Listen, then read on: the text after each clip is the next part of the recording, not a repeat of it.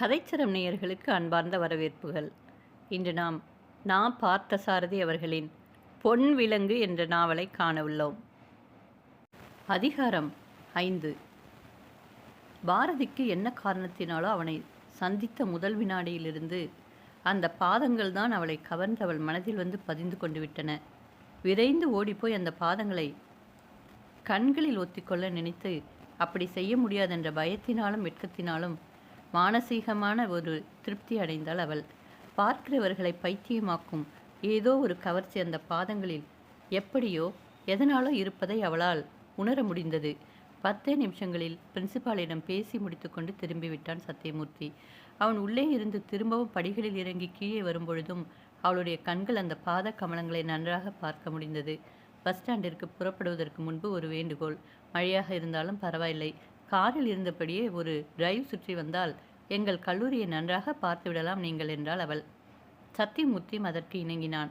சுற்றி பார்க்கும் பொழுது மிகுந்த அழகுணர்ச்சியோடும் ரசிகத்தன்மையோடும் அந்த கட்டிட வேலைகளை பூபதி செய்திருக்கிறார் என்பதை அவனால் உணர முடிந்தது. மலை சரிவில் மேடும் பள்ளமுமாக மாறி மாறி இருந்த இடங்களில் கட்டிடங்கள் கட்டப்பட்டிருந்தன. எங்கும் மழைநீர் தேங்கி விடாமல் மழை பெய்த மறுகணமே இயற்கையாகவே நீர் வடிந்து இடங்கள் கண்ணாடியாக சுத்தமாகி விடுகிறார் போல எல்லா கட்டிடங்களிலும் அமைக்கப்பட்டிருந்தன.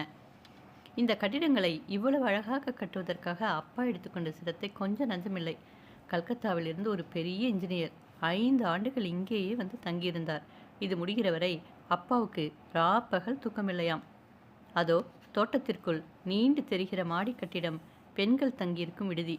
இதோ இந்த கோடியில் அசோக மரங்கள் வரிசையாக அணிவகுத்து நிற்கிற பாதை ஒன்று போகிறதே, இதன் வழியாக போனால் ஆண்கள் தங்கியிருக்கும் விடுதி. ஹாஸ்டல் ஏற்பாடுகள் எல்லாம் இங்கு மிகவும் கண்டிப்பானவை. அதோ நட்ட நடுவில் பிரம்மாண்டமான வாயிலோடு தெரிகிறதே, அதுதான் காலேஜ் லைப்ரரி. அதற்கு அடுத்த கட்டிடம் கல்லூரி விழாக்கள் எல்லாம் நடைபெறுகிற ஆடிட்டோரியம். பிரிட்டனிலும் அமெரிக்காவிலும் இந்த மாதம் 1 தேதி வெளியாகியுள்ள புது புத்தகம் இந்த மாத கடைசி வாரத்திற்குள் இங்கே நூல் நிலையத்தில் படிக்க கிடைக்கும்.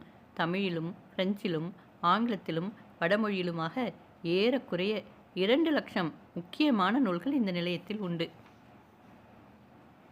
கல்லூரி என்றுதான் இதை சொல்கிறீர்கள், ஆனால் ஒரு மாபெரும் பல்கலைக்கழகத்திற்குரிய அத்தனை வசதிகளும் இங்கே இருப்பதாக தெரிகிறது என்று சத்தியமூர்த்தி மிகவும் சுருக்கமாக ஆனால் வலுவுள்ள நல்ல வார்த்தைகளில் அவளிடம் அதை பற்றி புகழ்ந்தான். பிற்காலத்தில் இது ஒரு பல்கலைக்கழகமாக வளர வேண்டும் என்று அப்பாவிற்கு ஒரு அந்தரங்கமான ஒரு ஆசை உண்டு என கூறினாள் அவள். 2 கோடியாக இருக்கிற பேங்க் கணக்கை 3 கோடியாக வளர்ப்பதற்கு என்ன வழி என்று மேலும் மேலும் சொத்து சேர்ப்பதற்கு ஆசைப்படுகிற பணக்காரர்கள்தான் பொது வாழ்வில் அதிகமாகவும் பார்க்கிறோம்.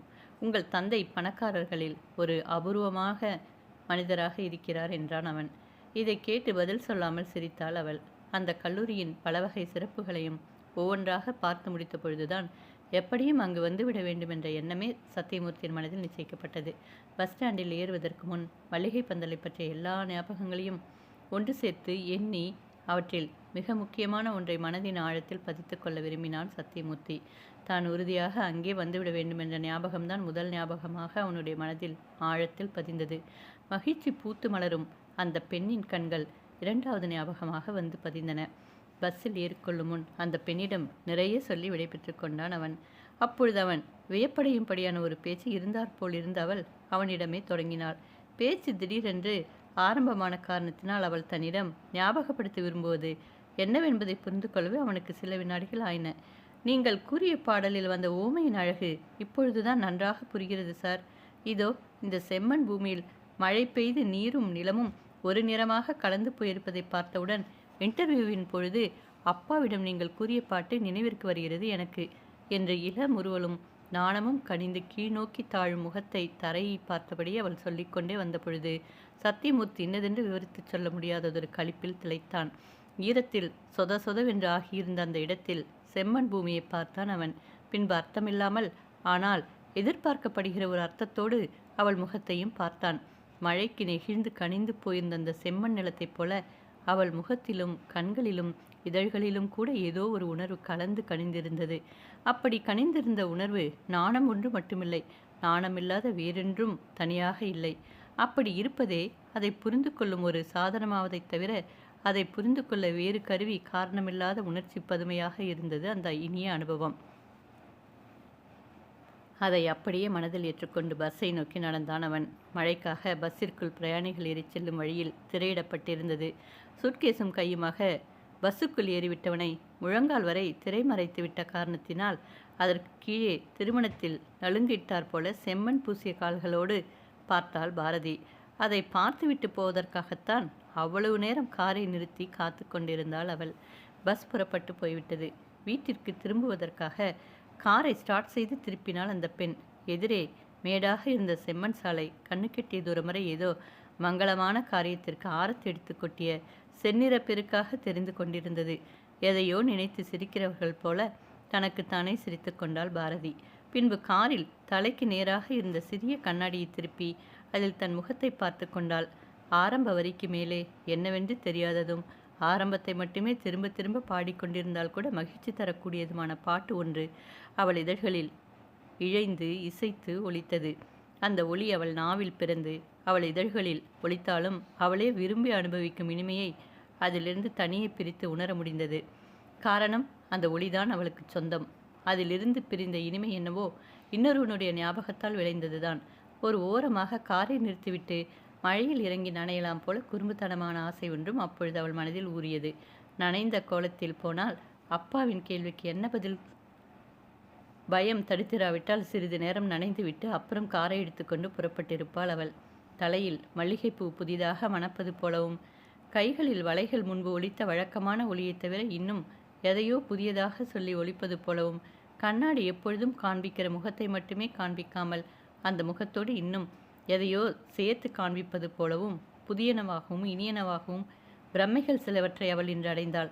வீட்டிற்குள் நுழைந்து காரை ஷெட்டில் விட்டுவிட்டு தந்தையின் அறைக்குள் சென்ற பொழுது அவரோடு இன்னொருவர் பேசிக்கொண்டிருக்கிற ஒலி கேட்டு பாரதி அறைவாயிலில் வாரந்தாவளையே தயங்கி நின்றாள். உள்ளே இருந்து காதில் அரைகுறையாக ஒலித்த உரையாடலை கேட்டவள் என்ன காரணத்தினாலும் அப்படியே அதிர்ந்து போய் நின்றாள். 10:45 மணிக்கு எந்த பதவிக்காக சத்தியமூர்த்தி இன்டர்வியூ செய்யப்பட்டாரோ அதே வேலைக்காக 3 மணிக்கு இன்னொருவரை வர சொல்லி தன் தந்தை இன்டர்வியூ செய்வானேன் என்று எண்ணி சந்தேகப்பட்டு திகைத்தாள் அவள்.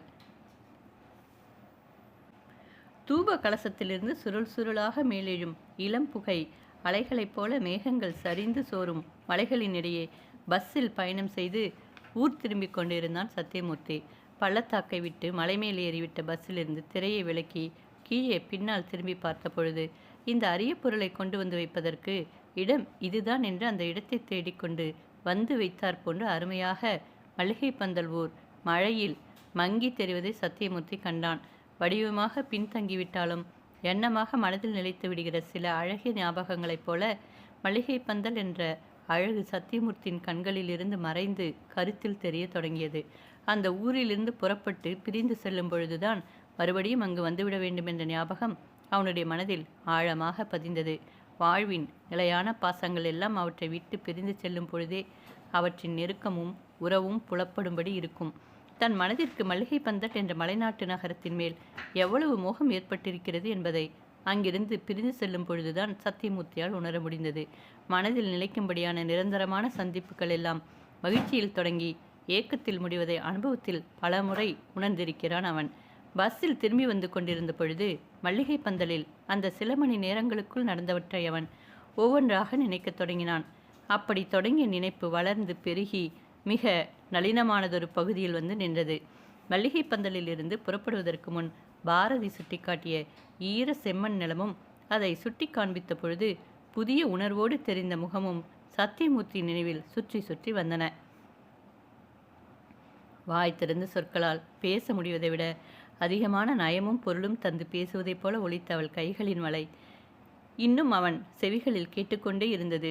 கம்மென்று நறுமணம் பரப்பிய நாசியையும் இதயத்தையும் நிறைத்த அந்த மல்லிகை பூக்களின் வாசனையும் இன்னும் அவனால் மறக்க முடியவில்லை. அவனுக்கு இருபுறமும் பஸ்ஸில் உட்கார்ந்தவர்கள் யாரோ தேயிலை தோட்டத்து கங்காணிகள் போல தோன்றினார்கள். சதக் சதக் என்று வெட்டப்படும் கொலை செய்திகளும் சினிமா நட்சத்திரங்களை பற்றிய பரபரப்பு கூட்டக்கூடிய விவரங்களும் அடங்கிய தினப்பத்திரிகை ஒன்றை படித்து ஒரு கங்காணி இன்னொரு கங்காணிக்கு சொல்லிக் கொண்டிருந்தான். அந்த செய்தித்தாளின் பக்கத்தில் நடந்திருந்த கொலைகளை விட அதை படித்து கொண்டிருக்கிறவன் செய்கிற கொலைக்காக மிகுந்த வேதனைப்பட்டான் சத்தியமூர்த்தி. திருவிக்காவும் திலகரும் பத்திரிகை நடத்திய நாட்டில் மெய்யை மெழுகி காகிதம் விற்பார் சிலரும் பொய்யை மெழுகி காகிதம் விற்பார் சிலருமாக புனிதமானதொரு பணியை சர்வசாதாரணமாக வியாபாரமாக நடத்துகிறார்கள். அன்று மாலையில் பஸ்ஸில் இறங்கி ஊர் திரும்பும் ரயிலுக்காக அவன் மல்லிகை பந்தல் ரோடு ரயில் நிலையத்திற்குள் நுழைந்த பொழுது நன்றாக இருட்டத் தொடங்கிவிட்டது. 9:30 மணிக்கோ 10 மணிக்கோ எல்லா நிலையங்களிலும் நின்று நின்று போகிற பிரயாணிகள் வண்டி ஒன்று உண்டு. அதில் புறப்பட்டால் இரவு 12 மணிக்கு மேல் எப்பொழுதாவது மதுரை போய் சேரலாம். புறப்படுகிற நேரமும் உறுதி இல்லாமல், போய் சேருகிற நேரமும் உறுதி இல்லாமல், இந்த தேசத்து சராசரி மனிதர்களின் வாழ்க்கை லட்சியத்தைப் போல நிச்சயமில்லாத ரயில் அது. அதை எதிர்பார்த்து அந்த குளிரிலும் இருட்டிலும் அங்கே காத்திருந்த பலரோடு இப்பொழுது சத்தியமூர்த்தியும் சேர்ந்து கொண்டான். தனியே எதிர்பார்த்து காத்திராமல் பலரோடு சேர்ந்த அந்த பலரில் ஒருவனாக ஒன்றை எதிர்பார்த்து காத்திருப்பதில் 2 விதமான சுவாரஸ்யங்கள் உண்டு. தன்னுடைய ஆவல் ஒன்று, தன்னை போன்ற பலருடைய மொத்தமான ஆவல் மற்றொன்று. தன்னுடைய ஆவலை தானே உணர்ந்து கொண்டு மற்றவர்களுடைய ஆவலை புரிந்து அனுபவிப்பதில் சுவாரஸ்யமில்லை என்று யாராவது சொல்ல முடியுமா?